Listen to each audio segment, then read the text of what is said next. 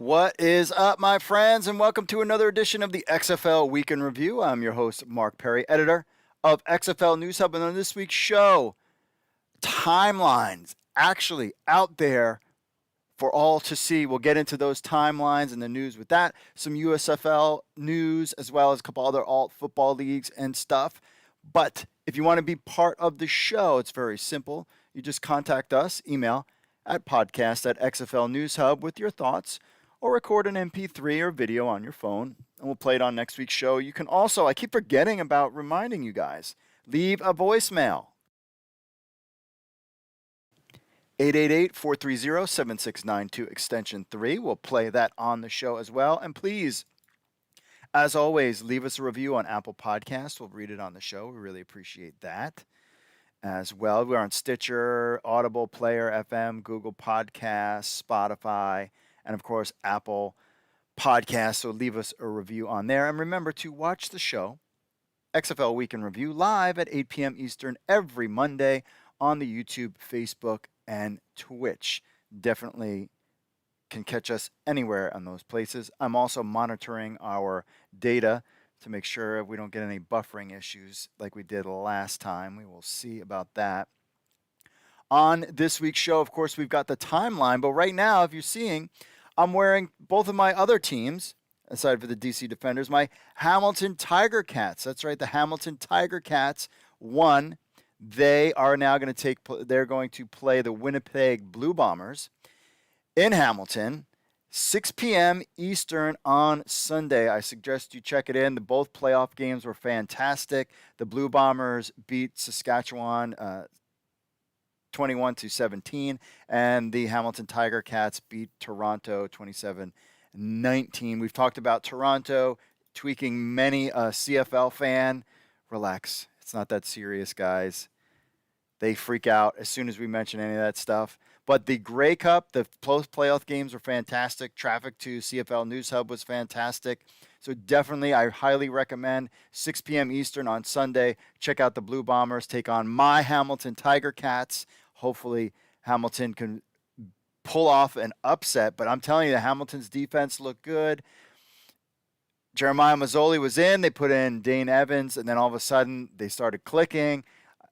And who's going to start a quarterback for Hamilton? Winnipeg looks like an unstoppable juggernaut. I think that Winnipeg could beat a bunch of NFL teams the way they've been playing this season. So it's going to be a fun game. CFL is fun, and if you want all the CFL news, just head over to cflnewshub.com for that. So that's exciting stuff too. We got a lot of XFL exciting news that we want to get to. Talk about this timeline that Danny Garcia dropped. Plus, we've got rankings of the USFL team logos and, of course, your social media stuff, all that as well. And to the show, also, Markcast, we head into the Grey Cup week. This is Grey Cup week. Actually starts to kick off tomorrow. So you'll be able to, they're going to try to do a live show there. So we'll tune in for that, and we'll be promoting the heck out of that. It'll be a lot of fun. I skipped the whole Grey Cup this year. A lot of family stuff going on. I just can't get away. This is not a good time of year. Maybe next year, if it's in November, I think I can do it. But definitely, we've already plugged in for some USFL dates. Going to go check out the USFL and hopefully some fan-controlled football. We got your questions and social media stuff. We have a lot to get into. I have some news about the USFL and XFL and all sorts of fun stuff as we get going along. So without further ado, folks, you know what it is. And what's up to everybody on the streams, on the Facebook, YouTube, make sure if you like football, then like and subscribe to our channel. Because this helps spread the word, especially the live show. Like us, like Markcast, subscribe to those channels and help spread the word out. Share it with your friends that, hey, there's something out there aside from just NFL chit-chat everywhere. Every single channel, NFL all the time. And it's been fun. I'm also wearing Baltimore Ravens. I told my wife, so we have a thing in our house. So my wife's family is from Pittsburgh. I'm a Baltimore Ravens fan. Of course, we have a little house. We have Steelers fans and Ravens fans. So what we do for fun is all the Ravens fans in our house gets to go to Sweet Frog afterwards, get ice cream, or if all the Steelers fans, whatever team wins, gets to go to get ice cream after the game. Well, I'm watching the game. I'm like, do not go for two. Take this sucker into overtime. You'll be fine there because anything could happen, and just an inch here there, and it's over, and then you totally lost the game. And that's what happened. The Steelers won. So I'm wearing the Ravens shirt for tonight, and then of course for the losing team, and then the winning team is the Hamilton Tiger Cats. Hopefully, I can wear my Hamilton Tiger Cats hat next week. So if you like football, then subscribe to this channel and smash that like button right now. It takes a second, helps us spread the word about these leagues, because without us spreading the word, people aren't really going to know what's out there. Not only fans, but players, coaches, and etc. All right, so without further ado, folks, let's just get into the week that was the XFL. Here comes the bumper right now.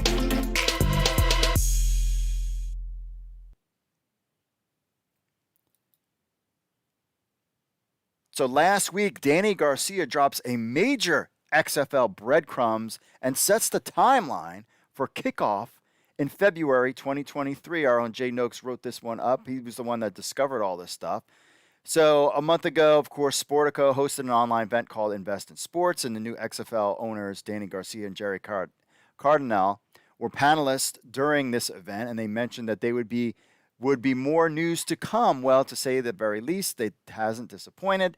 In early November, XFL News Hub confirmed the initial report from Ben Fisher that the league hired Russ Brandon as the new league president, a position that was once held by Jeffrey Pollock, and also announced some more hires. So remember, what they were saying was that they were slowly going to build and just kind of announcements and everything. So it was a slowly roll up crescendo type thing. So then on Thursday morning, Danny Garcia took to Instagram to share pictures of the XFL League meetings they had back in New York in October. Garcia shared 3 photos, one of which included her, Dwayne "The Rock" Johnson, sporting his signature People's Eyebrow, and Red Bird Capital founder and managing partner Jerry Cardinal. And the other showed them what seems to be an official countdown. This is on her Instagram, which you can see. So here is the timeline based on the picture from Danny Garcia's Instagram. What we're going to have is June 18th, 2022. That's not too far away. This summer will be player combines. Now, you're going to get a lot of people asking the question, is this tryout? I don't know if it's a tryout. Most likely not. You'll be invited. What the system was before, the system was before seems like the system that they're using now. Because look at when the official kickoff of the XFL season begins, February 18th, 2023. So that's when the XFL will kick off a season. They're not moving it to the middle of summer or April, any of those kind of things that they were talking about. It's actually going to be in February, following the same timeline that the XFL did back in 2000, when it was a week after the Super Bowl. The XFL begins, of course, and also notice that this does not coincide. And this was back in October that this picture was taken, that it does not coincide, really. There is a little bit of overlap of the USFL season in 2023 if they all stick to the same timeline. So June 18th, player combines were to begin. Most likely, because they're following the same timeline as they did before, that means that players were invited. If you want to play in the XFL, you need an agent. And if you want to get tape, you need to do things like fan-controlled football or hub football. Those are basically your 2 options to get your name out there. There's not going to be open tryouts, I don't think, for the XFL. I'm hearing that there are not going to be open tryouts for the USFL. So I would assume the XFL is going to play that kind of game, follow that same suit, because there was no open tryouts in the original XFL 2.0. They were players that were invited based on the scouting and recruiting that they did in the XFL. To follow the same timeline, January 9th, 2023, XFL training camp begins. That also follows the same timeline that the XFL had in 2020. So it looks like that's what they're doing there. So June 18th, 2022, you expect XFL player combine. January 9th, 2023, XFL training camp begins. February 18th, 2023, the XFL season begins. That's the timeline that was released on Danny Garcia's Instagram. Also, you can see here the picture of The Rock, Danny Garcia, and Jerry Cardinal in front of the Hulk. Also, there was another picture that people were talking about based on this timeline. And that was, of course, the three heads of the XFL standing with a picture of all of the XFL uniforms. Okay, my friends, if you're watching this on YouTube and Facebook, which of the uniforms is missing from this picture? You've got Dallas Renegades, New York Guardians, Tampa Bay Vipers, Seattle Dragons, my DC Defenders, LA Wildcats, and of course, the top team, St. Louis Battlehawks, from my friends in St. Louis. The one not shown is the Houston Roughnecks. We know that they've had a lot of issues with their logos. Are we going to get a complete design of the Houston Roughnecks logo? Is Houston going to move to San Antonio, perhaps? Or the Roughnecks, I should say, moving to San Antonio? Or is it just simply that they couldn't fit that other mascot or that statue in the picture? Which is quite probable.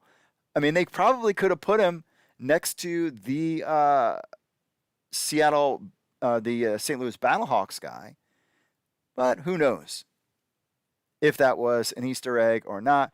We love Danny Garcia. She loves to put these Easter eggs out, and for us to speculate, because that's good business and that's good. That builds excitement and interest in the nerddom that is the XFL fans, us guys included, out there. Those are some interesting things. Check out Jay Noak's full article. There are two other points that I wanted to mention about all of this stuff. One is our man Jake Henry put this out as something to think about. He put this on the Twitters. He said that on this day, which was December 5th, that the St. Louis, that the XFL announced its 8 cities and venues it would call home for the kickoff of the season. This is so. Why am I putting this out there, and why am I telling you that this is there? I'm telling you because I wonder in the next week or so if they're following the original XFL timeline. Are they going to announce cities this week and next? I'm going to safely assume. I'm going to say probably not, because I think they would want to do some kind of big thing with that. I also think that both the USFL and XFL are giving space to the CFL, even though the interest in the CFL, we have helped increase the interest in the CFL from XFL News Hub and CFL News Hub. I don't think they want to step on their toes, but it's just something to keep in mind if the XFL is following the same timeline as they did in 2020 with the combines in June, the January spring, the camp. I mean, I have my summer showcase media things right here. I can pull them out for you. That we got this was basically the XFL combine was this summer showcase. I got a couple of them. You can see work next to my Alf. But we went to this in June and got a chance to interview Oliver Luck and meet some of the people from the DC Defenders. So if they are following this timeline, then that means that we could potentially get cities, some type of city announcement this, or a tease, if anything, in December. I don't think so. Remember, they talked about the merch shop was coming in 2022. You don't want to release team names or location, or you could do cities, but team names and all that other stuff until your merch is ready. Something that the USFL has kind of stumbled in as they've gotten clearance on their trademarks. Then you would see gear come in. I think the XFL wants to do it right. So I just something to keep in mind out there as well. And if they're going to follow the same timeline, that means that we should be getting coaches soon. You have to announce the cities, at some point, I mean, the USFL is already actively recruiting coaches for their season because that's coming up soon. I expect to see potential coaches announced in the XFL starting in February. In that February to March range, you'll get coaches in that range, and then you'll have a couple lead ups to, and then of course the player combine and all that stuff. So you have cities is first up to bat. Are we going to see that in December? I'm going to say probably not, though maybe we would. Not this week, but next week. If it was going to happen, it would probably be next week. I think the CFL will have its run this week. Then the USFL is going to have their announcements. I don't think either side really wants to step on each other's toes.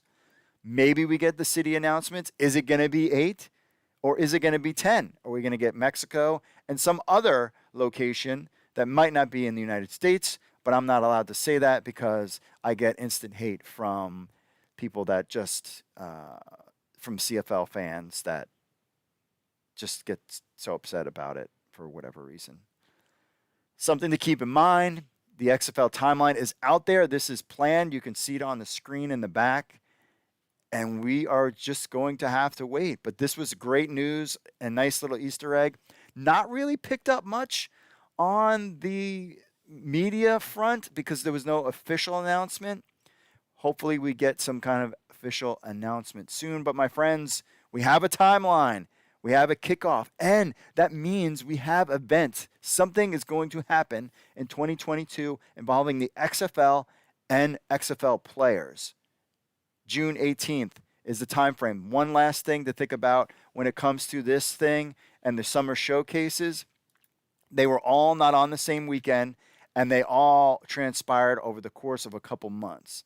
So if the XFL is following the same suit, coaches in February and March and team presidents to follow that.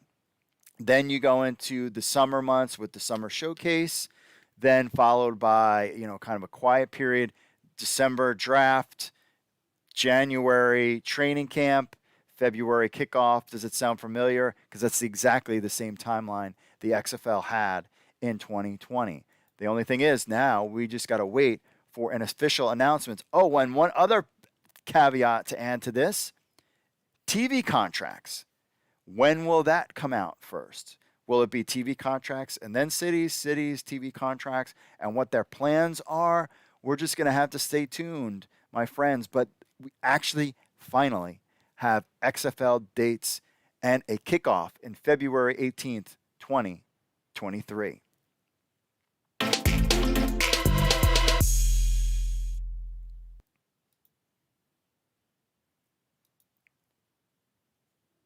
Our man Kyle Sheridan ranked his list for the USFL 2022 team logos. It's always fun to have a little ranking. So what do you guys think? Leave us a message in chat or in the comments. Who do you think? How would you rank some of these logos? I disagree with Kyle, but this is Kyle's list. We'll go break it down and see what you think. He's got at number 8 the New Jersey Generals. I kind of agree with that.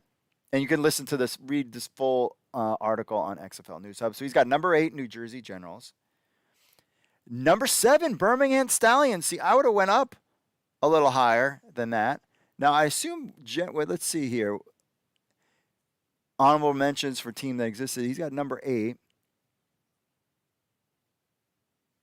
Are the worst offenders because of alternate image. Yeah, I have to give him that. So that's number 8. Number 7, Birmingham Stallions. I would have Birmingham up higher than that. He's got number 7.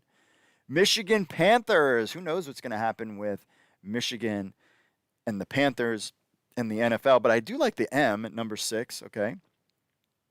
Number 5, the Houston Gamblers. I don't think the Houston Gamblers aren't that bad. And I wouldn't expect a fresh coat of paint on this stuff. They're going with this retro style. There's no need to spend the money on new logos, etc., if you're just trying to keep your costs low and playing in a hub city. Number 4, the Tampa Bay Bandits. Yo, that's number 1. To me, that is number 1. The TB is good. The Bandits is good. Everything I like about this. To me, this is number 1. He put it at number 4. Let us know what you think in the comments. Number 3, the Pittsburgh Maulers. It's okay. But I also have to, he says the purple and orange is such a unique and cool color scheme. Tell that to Pat McAfee. He didn't like it, but I kind of agree a little bit with Kyle right here. He's talking about Pittsburgh Maulers at number 3. Number 2, Nolans Breakers. Catchy because it's got the whole SeaWorld vibe out there, but the ocean and all that stuff. I'm okay with that. I don't know if I'd have it number 2.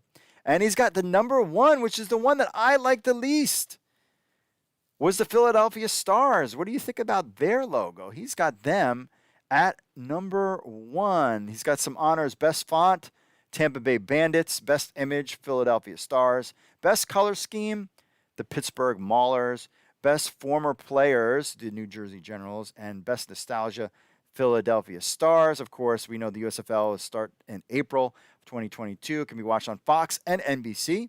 Let them know in the comments what you think on that list. Again, we'll just recap it one more time for his ranking of the USFL logos. The New Jersey Generals at number 8. Birmingham Stallions at number 7. Michigan Panthers at number 6. Houston Gamblers at number 5. Tampa Bay Bandits, my team, at number 4. I think this should be number 1. Pittsburgh Maulers at number 3. New Orleans Breakers at number 2. And number 1, Philadelphia Stars. Rank them, post it in the comments, send us a message, let us know what you think. How would you rank the USFL logos? And of course, my team is the Tampa Bay Bandits, my friend.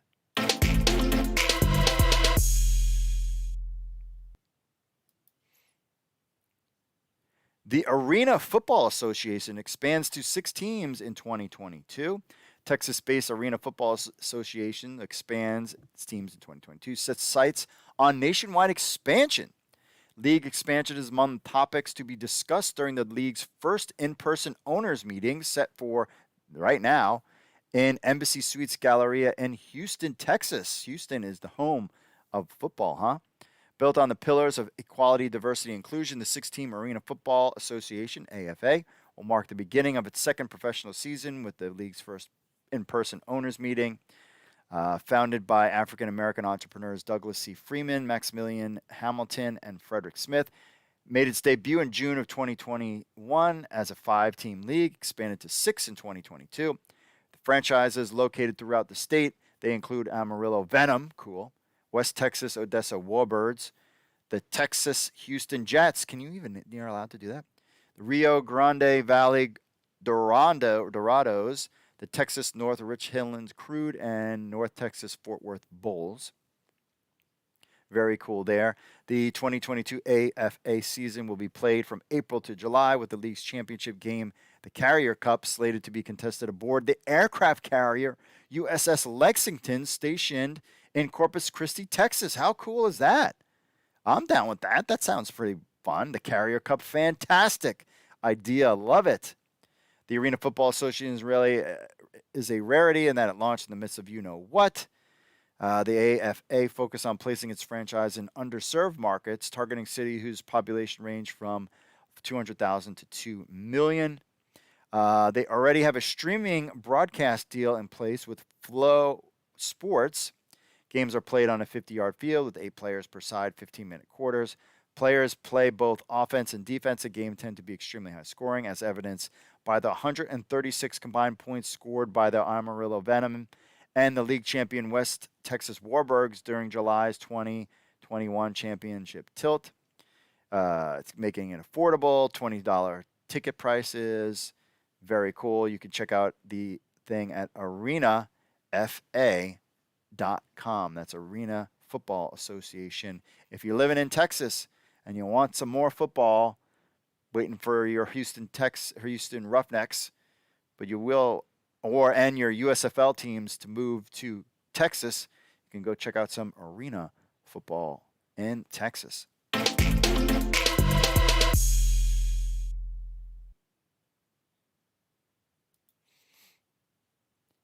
MLFB announces closing new financing, and camps, of course, starts in April 22. We've kind of put this out there before. Frank Murtha, president CEO of Major League Football, announced that it had sold a convertible senior note coupled with warrants for $15 million. That's 3 cents a share, 35 cents, blah, blah, blah, to an institutional investor. Sounds like somebody wants in on Major League Football. The transaction supports the plan to conduct a 2022 playing season beginning with training camp in Lakewood Ranch, Florida in April of 2022. The transaction closed on November 29th. Murtha also announced that the search is underway for new and expanded corporate facilities in Lakewood, Florida. It's underway. Will house league executives, key staff, and they're evaluating office space and facilities in its franchise cities. So there you have it. Major League Football making a move they've talked about for years, starting something. You have the USFL. Are you going to have players come out for that? I don't know. Good luck. I mean, I guess you could give them stock if they played in your league as something. But just wanted to throw it out there for all you football players out there. Always kind of keeping everybody up to date what's going on in the alt football world. They closed some financing. We'll see if they make any headway and have a camp in the Lakewood Ranch, Florida in April 2022. All right, we'll take a commercial break and we'll be right back with your social media stuff right after this. Stay tuned, my friends.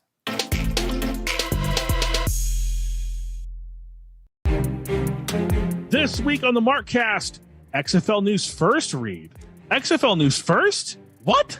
Well, we have an official kickoff date, as per league CEO, president, owner, Danny Garcia. Probably not all those titles are accurate, but we have a kickoff date for the XFL, and we have combine dates, we have camp dates, and we actually have a conceivable timeline for 2023. Are those months or years away? We're coming in hot with XFL. We also are previewing the East and West Finals. We have a large swath of interviews we have coming up. The legendary Bob Irving. Well, it's been very nice. It's been a little bit overwhelming, I have to say. The radio station I work for formally announced my retirement, I guess about 10 days ago now. We thought there should be an announcement so that I don't just disappear and then everybody wonders where I went. Because I've been around for almost 50 years. Yeah, we talked with Bob about his retirement, 47 years in the game, covering the Blue Bombers. We talked to Andy Bliokos. First, you set out to tell the story, and whatever that be, if it's Cody Fajardo struggling and remembering last year in the West Final when he hit the upright, and how do you tell that story? Andy will be directing the West Final. He will be directing the Grey Cup. We will be alongside Andy in some regard in Hamilton. And then we have the Crown Gridiron Nation podcast, or roundtable on the podcast with Jim Mullen, Gord Randall, and Mike Hogan. It gets a little crazy, but we're previewing both the East and West. We have all your CFL stuff too. People, look it up. The 1986 Eastern Final is the greatest comeback of all time, and it's between Hamilton and Toronto. Here they go. Here they go, Reed. They're going to make us feel young again. Yeah. No, go back and watch this, man. Very cool stuff. Also, we're going to talk a little bit about the USFL things that are going on, and another big news story that came out, I think right after we recorded last week. This lawsuit dropped on CEO Brian Woods. We're going to talk about that as well. It's all coming up this week on the Markcast.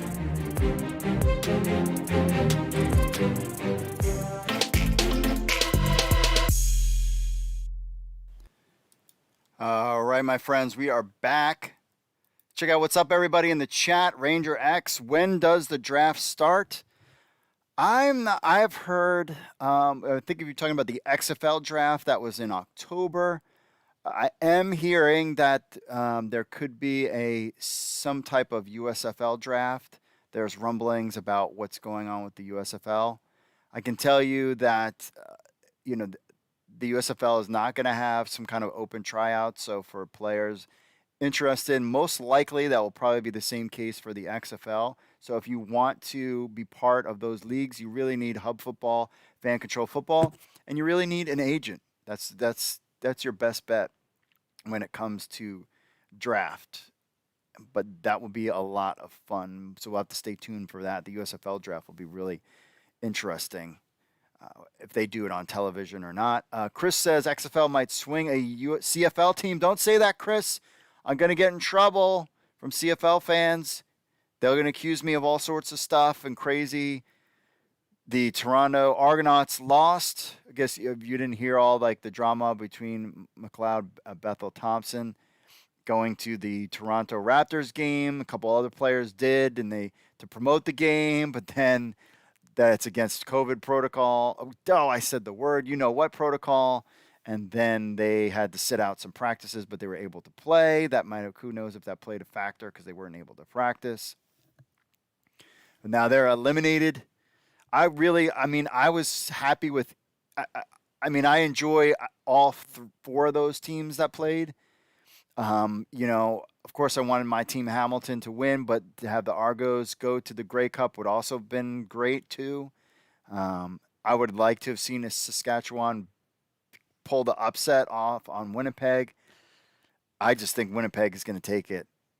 They have been just a juggernaut, and we will see. But it will be home in Hamilton. Maybe Reed can give the Hamilton Tiger Cats some good luck on there. Richard says, XFL timeline is fantastic. I can't wait for combine training. Yes, we will be there. I will be at those guys. I will have boots on the ground from XFL News Hub at all those combine things. I don't care where they are. If they're in New York, I will travel to New York if I need to go to one of those. I would love to go to Florida. I'm like, oh, I just happen to have to take a trip to Tampa. Let's go and check out those things. But I'm definitely in the loop. We got guys in Texas, in Seattle. Reed's out that way. I'm sure he could go. So we'll be getting live. We'll get coverage. Who knows? We'll do live stuff. I don't know what. But we're super excited to finally have some XFL things. You guys, and I really appreciate you guys that are following because you were here in the beginning when, it was all gloom and doom. And then The Rock bought the XFL, and then there was this whole CFL talk, and all these things happened. And we've been through this from the beginning. We enjoyed the league, then it went away, and to come back, all this stuff is quite. It's been a crazy journey, but a lot of fun. Chris says Mexico City Roughnecks. Richard says, I hope Under Armour will be making the uniforms. Well, I would be stunned if it wasn't anything but Under Armour on that. Sandusky, Ohio bro says, good. Paladin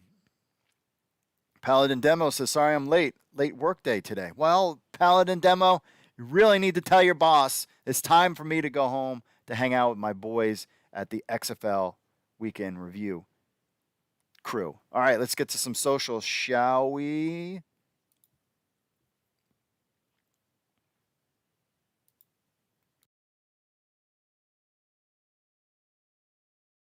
All right. First up about this, Danny Garcia dropping some major breadcrumbs. This was on our Facebook. Lots of reaction. Not as much as reaction to some other things. But Rick says it will change again. Everyone is losing interest. Brett says nothing is changing. They're back and have been hiring for months. They should have never tried to partner up with the dead blank CFL, but that's their mistake. They'll be back before we know it. I agree with Brett. I think I don't have a problem with the CFL talks at all. I am that whole chapter. Who knows what's going on behind the scenes when it comes to that? It'd be really interesting to see when the CFL season winds down. They have collective bargaining agreements going on. I mean, they're basically taking a little break and then it's back at it. Now they got to pay their players full. What is still around? There's a lot of interesting storylines coming through with the CFL after this Grey Cup, but it's been fun. If you haven't had a chance to check out CFL, go check out CFL News Hub. Always looking for new talent and writers on the CFL side of things. But I've enjoyed the games, and I'm looking forward to a CFL season in 2022. We wanted to thank everyone in the XFL Twitter community because we passed 9,000 followers on our Twitter XFL News Hub. So congratulations. Thank you for everybody on that. 9,000 is good. I'm hoping that maybe we can hit 10.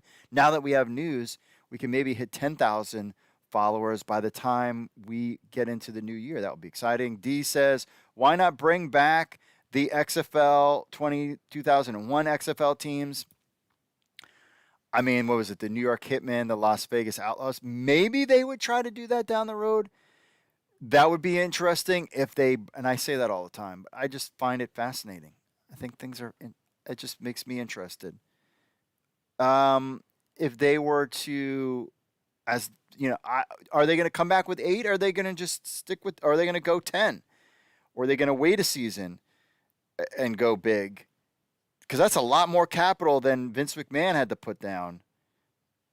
Well, not necessarily, because they have everything. I mean, they have the ball, they have the uniforms, the logo. So that Vince spent a lot of money on starting up to add 2 new franchises. I think Mexico would be a freaking home run. Not so worried about Canada per se, as that would be a big, fascinating thing to happen, to put a football team in Canada, and I'm all for it, whether or not it's the Argos or something else. But Mexico, my priority is putting a team in Mexico. There was some issues there in Mexico, a safety thing going on there, traveling. So we shall see if that plays a factor in anything, their decision. I would assume that they would go with 8, but if they're going to go 10, that would be a big, big deal.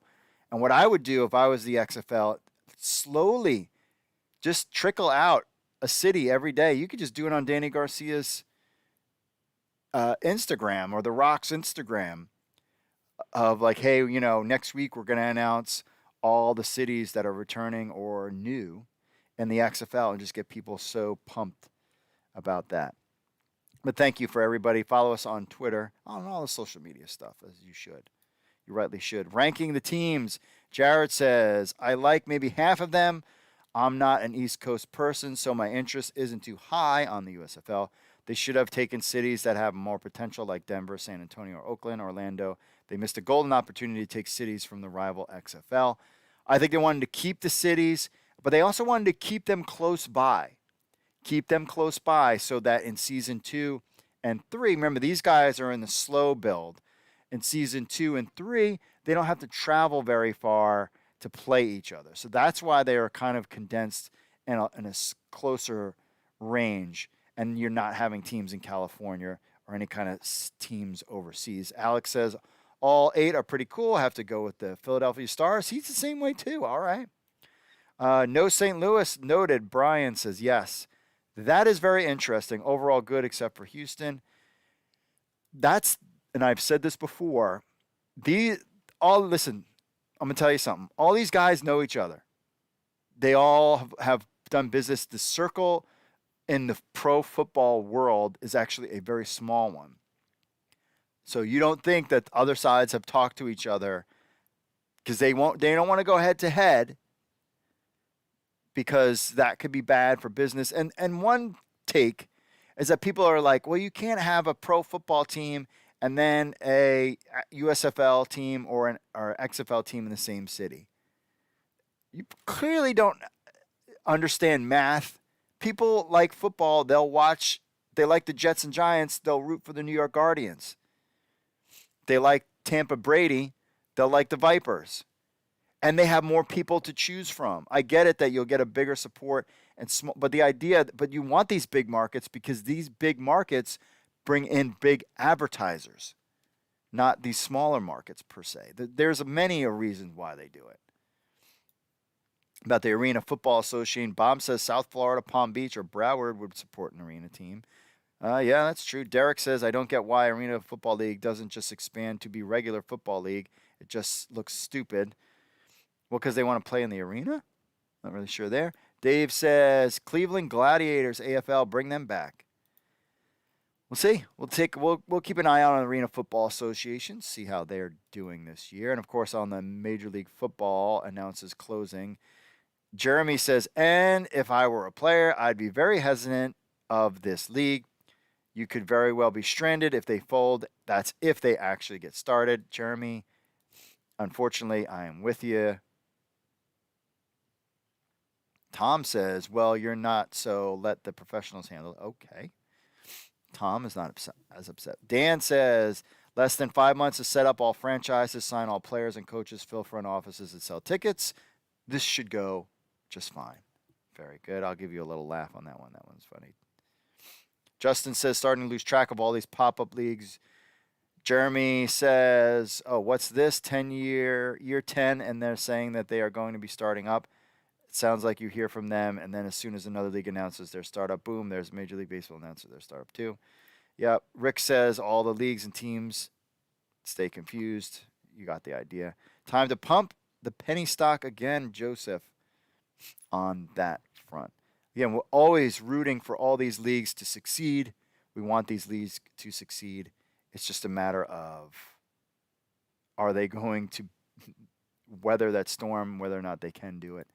On the comments on the Facebook, remember, so smash that like button and subscribe to YouTube, Facebook, and Twitch as well. Jared says, I like the bell for the stars, but original logo is way too early 80s for me. He says, gamblers look cool. Stallions looks nice. Colors are weird. Generals look good, except New Jersey sucks. Oh, my goodness. Jared, not a fan of Jersey. He's not a fan of Jersey, my friends. All right, let's go to the Instagram. Talking about Danny Garcia dropping his news with the kickoff in February 2023. Russell, the Truth Seeker, says, awesome.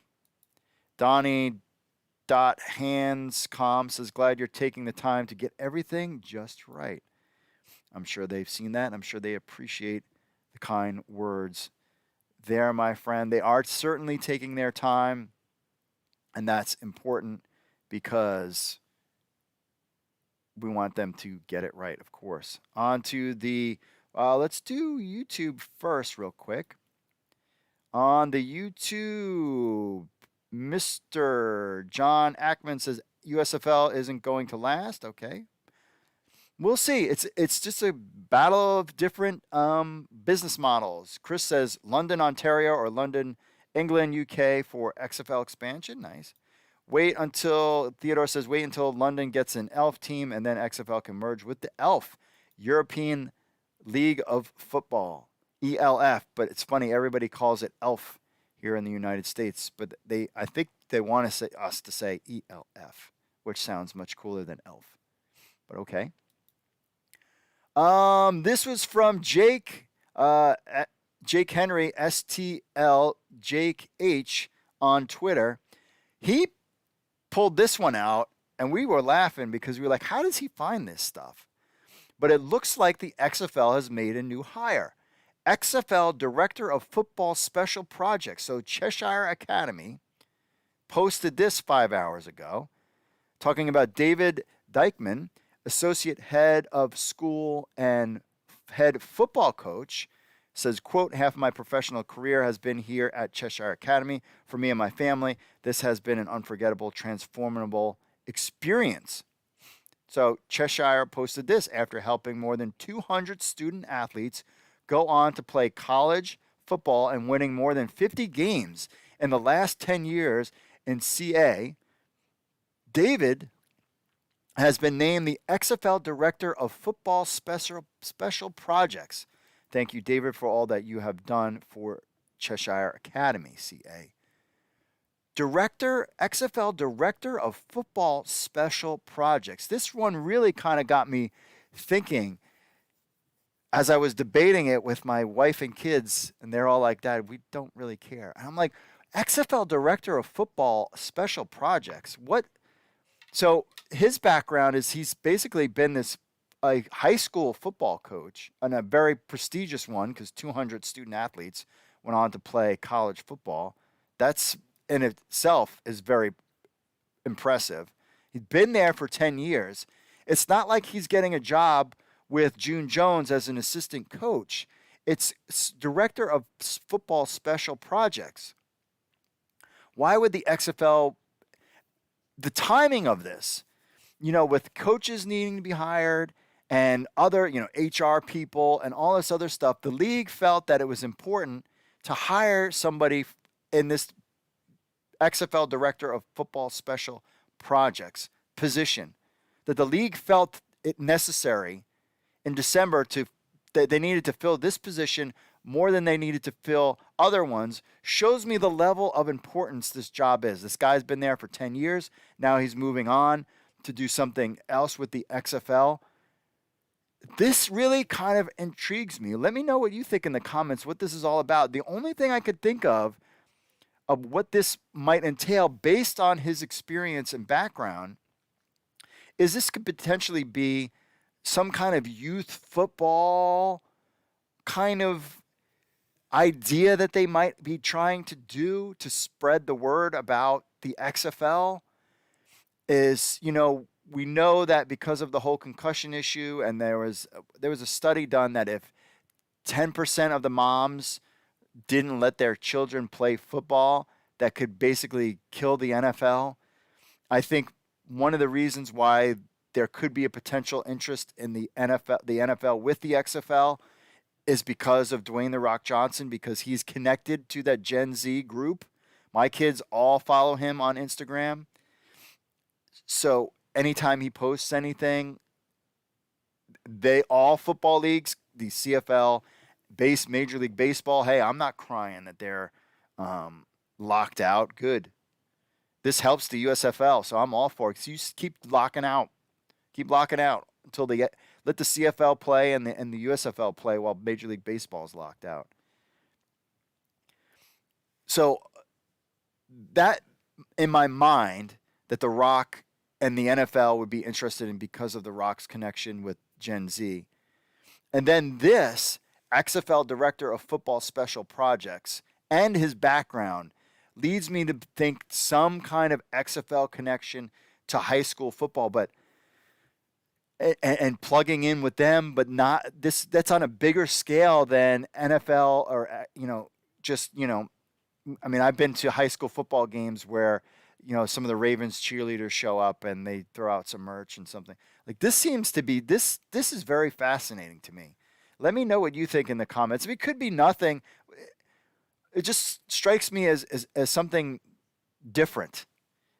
And I wonder what direction the XFL is thinking that they're trying to do beyond just what the original XFL did. So we've seen the timeline. We've seen the timeline. They're following the timeline.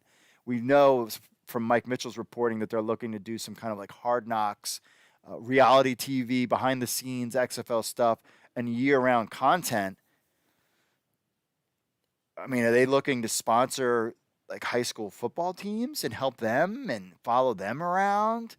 Like, what's that show that was on like Netflix? And then one of the guys wound up playing, I think, in the XFL for a little bit, and he got cut because they were like, "No, he was kind of not in shape." You guys message me in the chat. Tell me what that show is, and we'll get back to that. But it was just very interesting. XFL Director of Football Special Projects. And I think we'll see more of these trickling in kind of tweets coming out about some positions being filled. So we'll keep you posted on XFL News Hub. Let's go on to the next one. Again, thanks, Jake, for that. Dave Burnett, he said, I noticed that my ESPN mobile app still has an XFL section. The Battlehawks were expected to have at least 50,000 fans at the Dome. Dave Burnett 22. Carlos said, I still have the schedule on my phone. To this day, I don't have any closure with completion. It feels undone somehow. And the original XFL schedule, looking at it all nice and colorful. I was there, Seattle at DC, and so was Reed and Paul. And Reed actually gave me my hat that I run with all the time in the bar. Who would have thunk a year later that we'd be all working together on XFL News Hub? You never know, my friends. You never know. But yeah, a lot of us don't have closure when it comes to the XFL. Somali Blood Book, or Grant Cole, says, hey, XFL, will the DC Defenders be coming back? I want to wear my hat again. Yeah, man. Me too. You're allowed to wear it, Grant. You're allowed to still wear it. You don't have to wait for them. I wear mine all the time.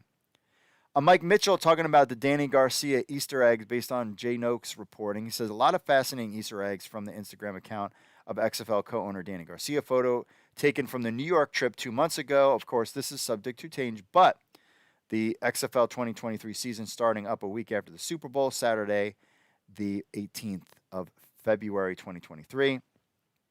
Tony at why not Tony 32. Does anyone know if this combine is open to the public or invite only? I really have what it takes to make it. It just need an opportunity. Again, Tony, like I tell you and everybody else, this will be invite only, most likely just as it was before. You also need to make sure that if you want a tryout or an opportunity, Hub Football and the and Fan Control Football are your best bets. Not the USFL. I don't think they're going to have open tryouts, and I don't know the XFL might, just because it's The Rock and giving people opportunities.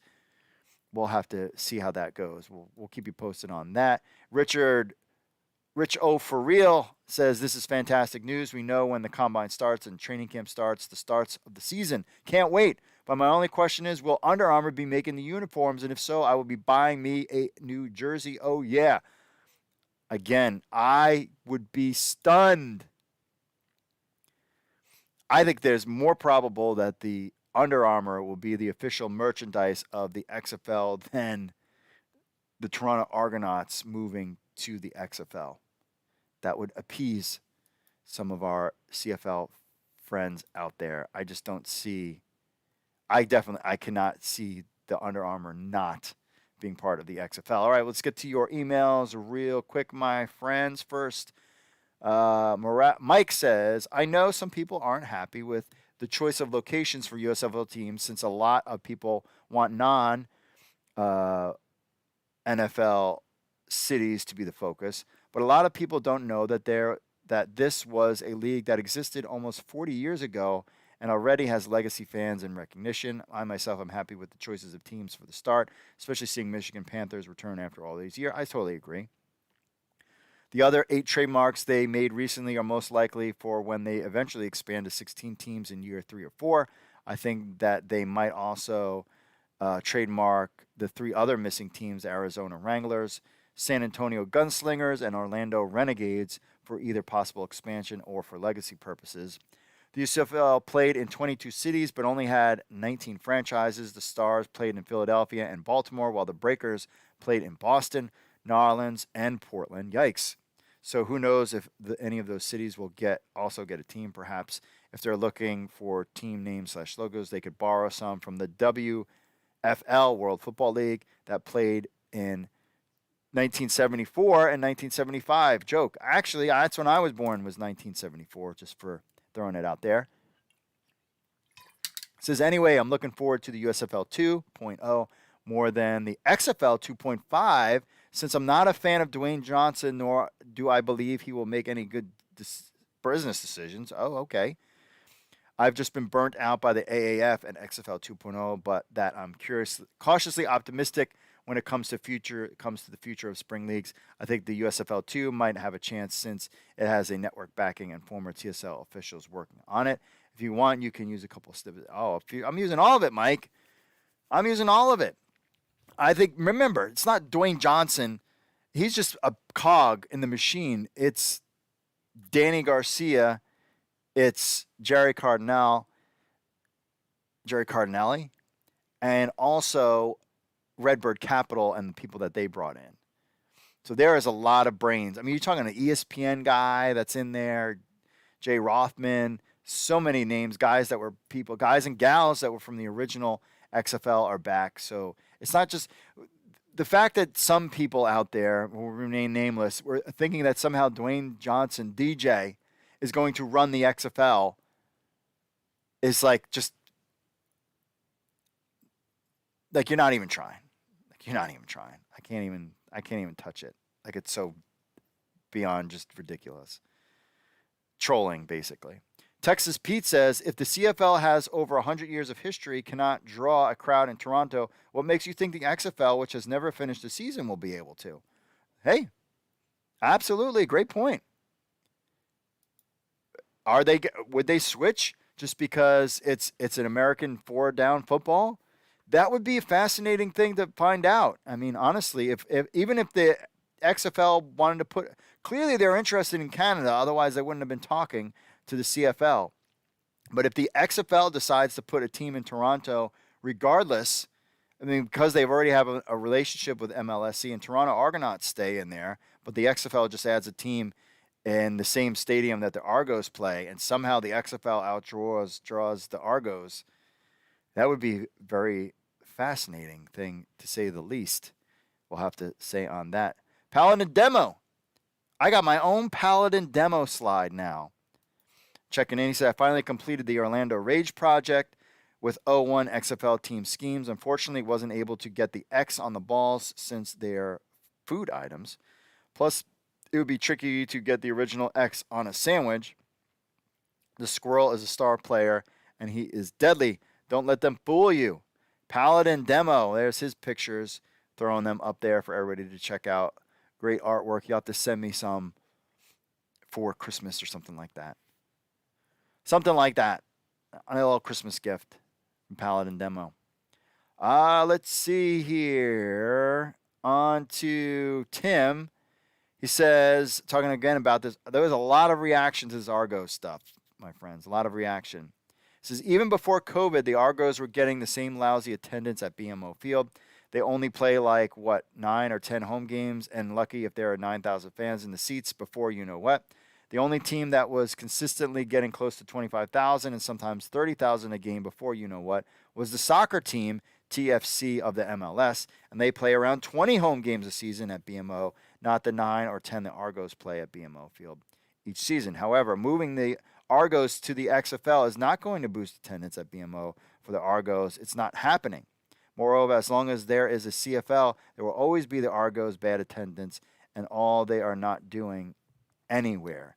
I heard somebody throw out there, when it comes to the Argos, maybe it's in here, is moving the team to some other place and not playing in Toronto.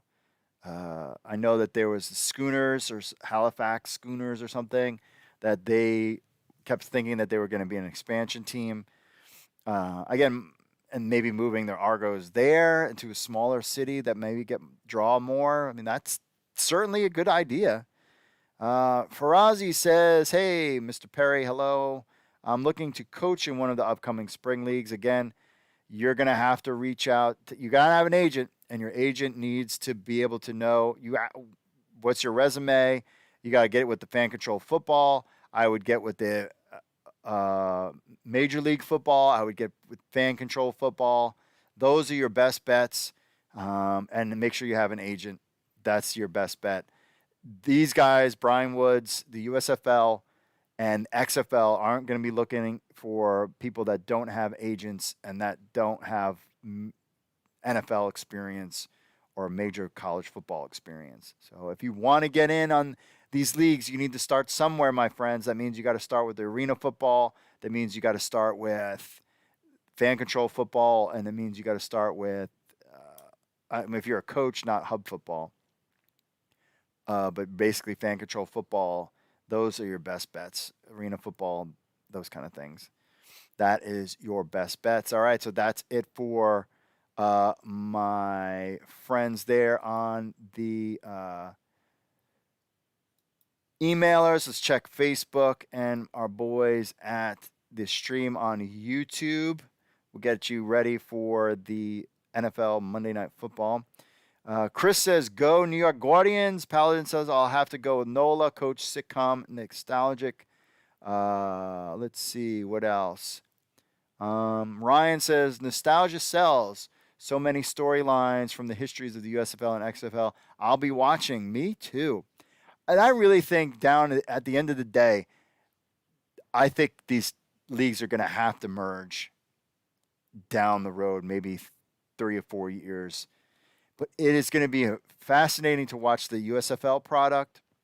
It's going to be really interesting, the build up to the XFL. They're going to do combines, the XFL. What are these players going to do? Are you going to wait?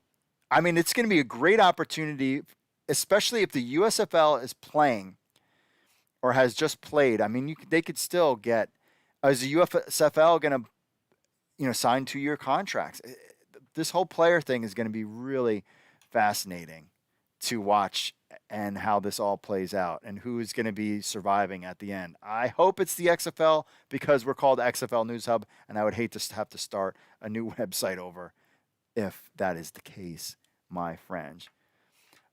Chris says Cheshire Academy is like 6 and a bunch of A's. A. I don't know what that means. Paladin says, don't worry, it'll be late. I'll get you covered. The Old World Alliance is going to be your DC Defenders working on Dungeons Bowl currently. Very cool. Rookie _ X4. If the XFL ever to bring back the 2001 teams, they might have to change a few names for teams like, example, the Memphis Maniacs. Maybe offensive nowadays. Yeah, I think a couple of them could potentially be as well. Jason says XFL has more structure than the USFL already. We are 440 days from kickoff. USFL is 100 days. This is true. They are, but they're working behind the scenes. I expect you to see some USFL news coming up really soon.